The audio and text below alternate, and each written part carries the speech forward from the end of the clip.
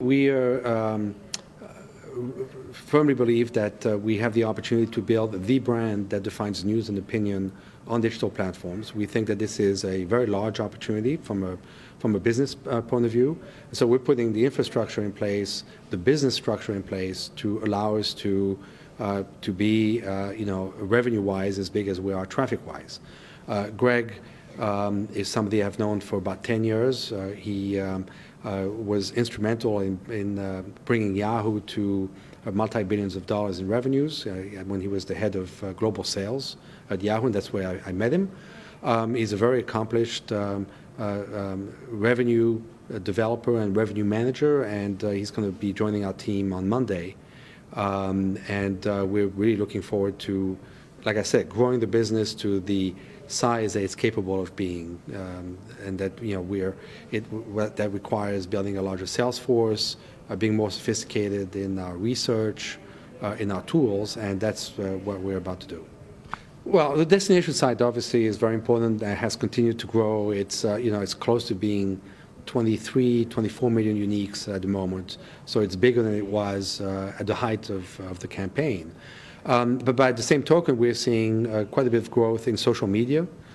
So we publish on Facebook, we tweet, so we publish on Twitter. Our mobile applications, the iPhone app, the BlackBerry app, we're just launching the Android app this week, have seen tremendous amount of growth. And these don't require necessarily that the user goes back to the destination site. We publish literally on these native platforms, and we try to make sure that we are where the audience wants to be. I see. And tell us a little bit about the editorial operation. Jay is on board. You have the investigative unit. Talk a little bit about the expansion editorially. Jay is our managing editor, and of course Ariana Huffington is the editor-in-chief. So we have a very strong team, about 40 strong. Mostly in New York. We have people in Washington, including a Washington bureau chief. We have a White House correspondent, and then we have a few people in Los Angeles as well. Our editors are the orchestrators of the stories that we put up on the site.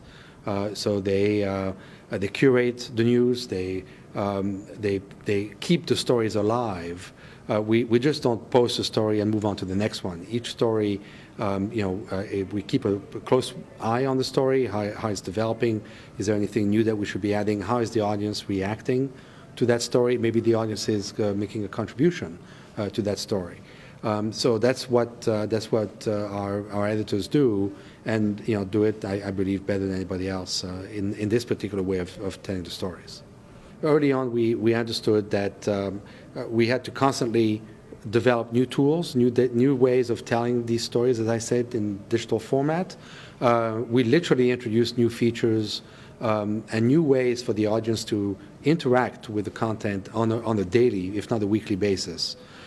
So there's always something new on the site. It's always fresh. We publish, I don't know what the number is these days, but hundreds of different stories a day. So there's always something going on that people are interested in. And it grew in a viral fashion. People told their friends, and so on and so forth. We now have Huffington social news, so that allows you to log into our site using Facebook Connect, and then we populate a page of you and your friends who are also Huffington Post members, and now you can share stories and share comments with your friends only. So that's a big innovation. It seems to be very appealing to people. And we're already preparing for the next step, whatever that may be. So there's always something new going on, and I think that's why people like the site so much.